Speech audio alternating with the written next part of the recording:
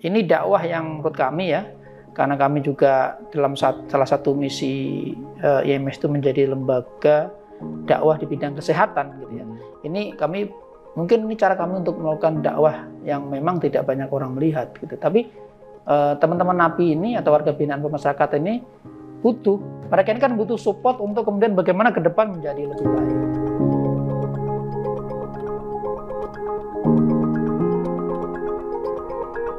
Assalamualaikum warahmatullahi wabarakatuh.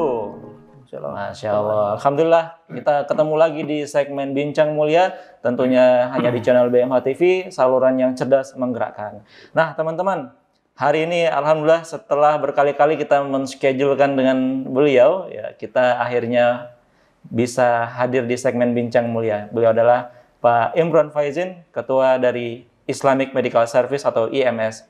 Assalamualaikum Bang Imron. Waalaikumsalam warahmatullahi wabarakatuh. Sehat? Alhamdulillah. Alhamdulillah. Nah ini kita BMH dan IMS ini ada kerjasama ya, program kebaikan yaitu di Nusa Kambangan. Jadi kita ingin menggali lebih dalam. Kita tahu nih Bang Imron. Saya manggilnya apa nih? Pak Imron, Bang Imron? Apa aja yang apa aja ya. Tapi biar sopan Pak Imron ya. Pak Imron, ini kan IMS bergeraknya Islamic Medical Service, medical tentu tentang kesehatan. Kenapa IMS hadir di Nusa Kambangan bukannya ngurusin kesehatan, malah ngurusin membangun pondok pesantren di Lapas Kembang Kuning? Ya. Tapi sebelum itu, IMS ini apa? Biar kita tahu juga nih. Ya. IMS ini atau kepanjangan dari Islamic Medical Service merupakan lembaga sosial yang bergerak di bidang kesehatan dan kemanusiaan. Bergerak di bidang kesehatan dan kemanusiaan. Cerita awalnya seperti apa? Karena kan yang kita kenal IMS kegiatannya hapus tato. Ini yang agak-agak serem nih programnya nih ya. Lalu rutin juga memberikan fasilitas pengobatan ke masyarakat-masyarakat.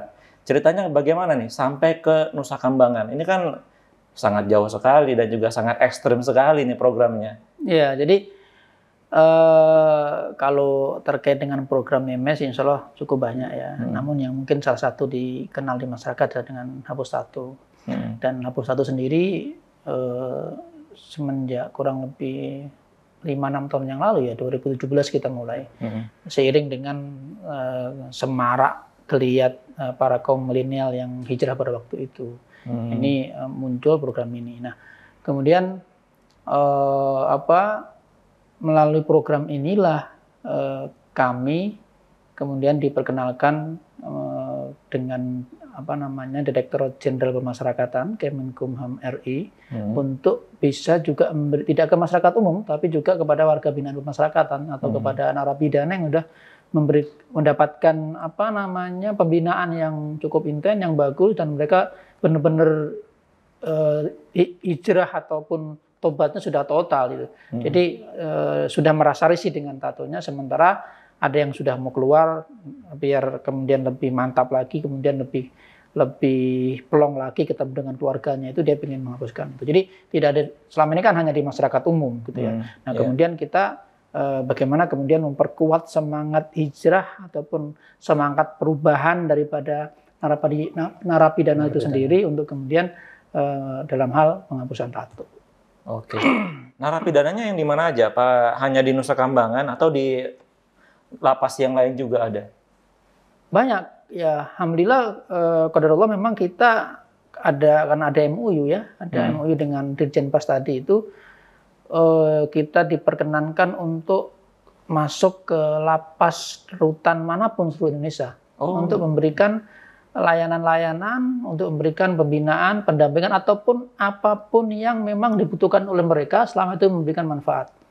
Nah, jadi qadarullah memang di Nusa Kambangan itu pertama kali program ini berjalan. Jadi kita juga ingin mengurangi image serem daripada Nusa Kambangan, walaupun serem juga ya, kemarin antum ke sana sama teman-teman, bagaimana perjalanan proses kan juga luar biasa gitu ya di Nusa Kambangan itu. Jadi program itu kita mulai di Nusa Kambangan, kemudian dilanjut dengan lapas-lapas dan rutan-rutan yang lainnya di Sumatera, di Jawa, kemudian di Kalteng kemarin kita juga melakukan. Kenapa IMS bermain di ranah yang tidak aman. Saya bilang tidak aman karena ya yang namanya lapas kan tempat berkumpulnya orang-orang yang dulunya pernah bermasalah gitu. Yeah. Maksudnya nggak ada rasa takut sedikit pun gitu. Wah, saya butuh tantangan gitu nggak? Ya, jadi gini, berbicara dengan terkait dengan layanan kesehatan tadi, ya mungkin pertanyaan yang pertama tadi ya, terkait dengan layanan kesehatan. Kesehatan itu kan tidak hanya sekedar kesehatan fisik ya, kemudian ada juga kesehatan mental. Jadi menurut kami teman-teman ini juga sedang bermasalah dari sisi tidak hanya fisik tapi juga mentalnya, sehingga kami berikhtiar untuk kemudian memberikan ataupun membawa obat ya, nuraninya ya, ruhaninya yang memang butuh perhatian, yang butuh obat, kita pengen obati. Jadi di Nusa Kambangan memang awal mula program ini kita masuk ke sana memang semulanya untuk pengobatan, pemeriksaan cek lab ya, gula darah, kemudian HIV, kemudian hepatitis dan yang lainnya. Kemudian karena memang layanan kesehatan di masyarakat umum maupun terutama di lapas ya, itu masih sangat minim gitu ya. Jadi kita hadir ke sana itu ingin juga apa ya? Ini dakwah yang menurut kami ya, karena kami juga dalam salah satu misi IMS itu menjadi lembaga dakwah di bidang kesehatan gitu ya. Ini mungkin ini cara kami untuk melakukan dakwah yang memang tidak banyak orang melihat gitu. Tapi teman-teman napi ini atau warga binaan pemasyarakatan ini butuh perhatian gitu loh. Kalau kemudian bukan kita, banyak orang kemudian menjas gitu ya, ataupun kemudian menyalahkan. Oke, itu masa lalunya. Orang semua punya masa lalu. Tapi mereka ini kan butuh support untuk kemudian bagaimana ke depan menjadi lebih baik. Pertama kali ke Nusa Kambangan kapan ya?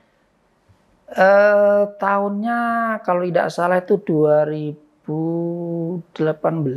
2018. Ya. Kita pertama kali ke sana di Lapas Kembang Kuning, kita melakukan tablik akbar, kemudian pemeriksaan kesehatan, kemudian hapus tato, kemudian ada juga pembagian macam-macam, ada Al-Quran, ada buku, ada pakaian, ada perlengkapan sholat dan hal-hal yang memang mereka butuhkan. Tapi itu setelah kerjasama dengan pemerintah juga? Betul, tentunya. Okay. Setelah, jadi tanggal 27 April 2018 kami MOU di kantor pusat di Jalan Veteran, di kantor Direktorat Jenderal Pemasyarakatan. Kemudian selang 2 bulan kemudian kami ke Nusa Kambangan.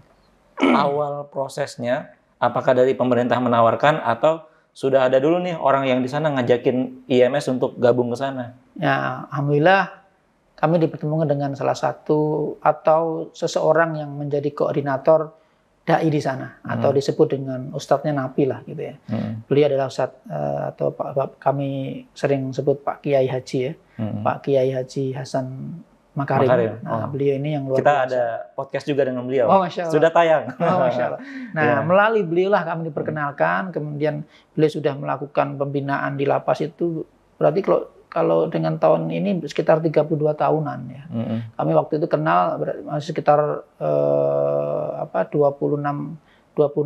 tahun lah beliau membina lapas, di lapas itu. Nah, kemudian banyak kami diskusi, terus kemudian beliau cukup dekat dengan semua kalapas, dengan semua napi, terus melihat, awal mulanya beliau melihat mobil kita itu, mobil hijrah itu dengan layanan hapus tato itu. Kemudian, Mas, bagaimana kalau kita ke Nusa Kambangan? Oh, siap, Sat. Nah, akhirnya kemudian dengan beliau lah kami diperkenalkan dengan Direktorat Jenderal Pemasyarakatan. Oke. Hingga kemarin September meresmikan pondok pesantren ya? Betul. Oke. Betul. Baik. Dan ada program apa aja di pesantren ini? Atau yang sudah IMS lakukan di sana apa aja? Di Nusa Kambangan ya? Terutama Nusa Kambangan. Di Nusa Kambangan ya tadi ya, pemeriksaan, kemudian hapus tato, tablik akbar, kemudian kemarin selama pandemi itu ada pembinaan secara online ya, kita hadirkan beberapa ustadz dari Hidayatullah ya, yang untuk kemudian mengisi teman-teman mengisi kajian ataupun belajar ilmu agama oleh pada warga binaan yang di sana. Kemudian baju, kemudian Al-Quran, buku-buku bacaan, karena di sana ada perpustakaan ya, kami kirimkan, tentunya kami mencari penerbit ataupun donatur-donatur yang memang bukunya masih cukup bagus bisa digunakan. Kemudian Nah, ini dengan BMA. Kami dengan BMA, singkat kami 3 kali ke sana menghantarkan hewan kurban. Oh, hewan Ya, kurban. hewan kurban. Terus sebelumnya juga ketika sebelum Idul Fitri, Ramadan, ketika Ramadan itu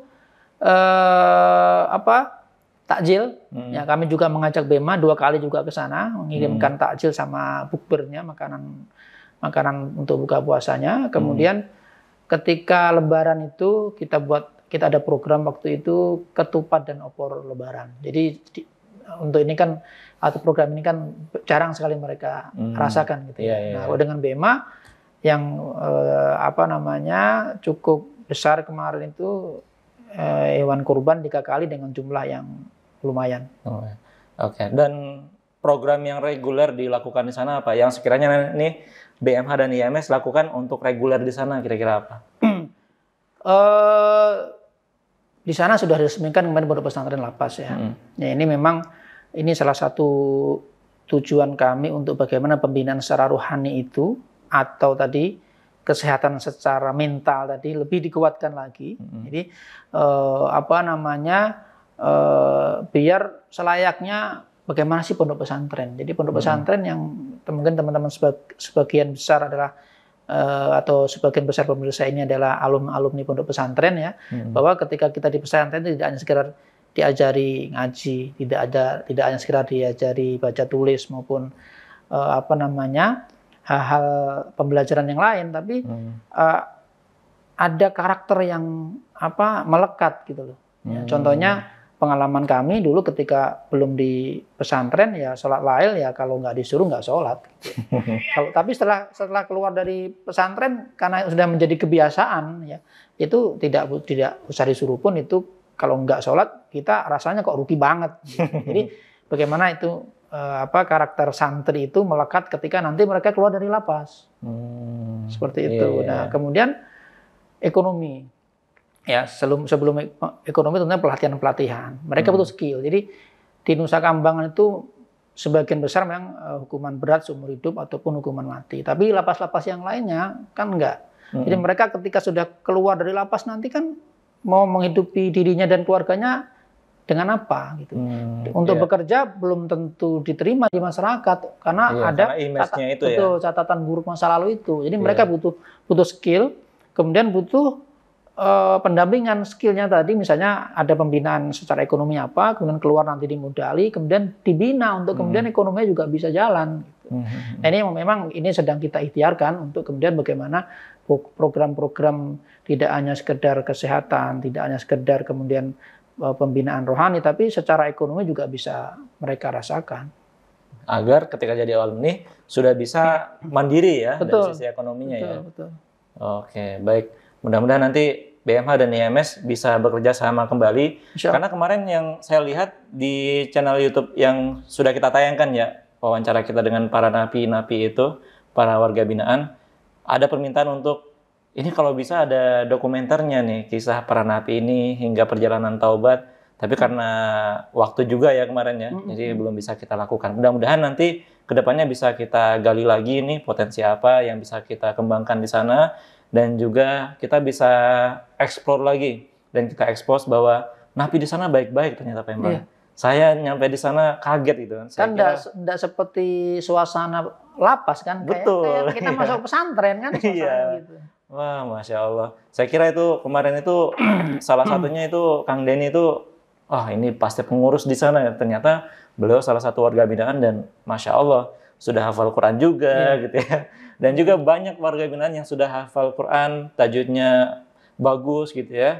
Dan itu salah satu bentuk dukungan juga bisa didapatkan karena dukungan dari para masyarakat juga, Pak Imran ya. Betul. Oke, Pak Imran, terakhir mungkin ada yang mau disampaikan kepada pemirsa BMH TV? Baik, bismillah. Teman-teman sekalian, para sahabat, tentunya warga binaan pemasyarakatan atau narapidana itu merupakan salah satu masyarakat marginal atau termarginalkan. Ya, mereka punya masa lalu yang kurang baik atau mereka punya masa lalu yang tidak baik. Namun semuanya punya hak untuk punya masa depan yang lebih baik. Jadi untuk kemudian menilai menjudge orang itu bukan ranah kita, ya tidak akan pernah ada selesainya. Kemudian yang perlu kita lakukan bagaimana kita bergandengan tangan untuk kemudian program-program kebaikan untuk kebaikan kita bersama, kebaikan secara kebanyakan ke masyarakat, ke semuanya itu bisa berjalan lebih baik.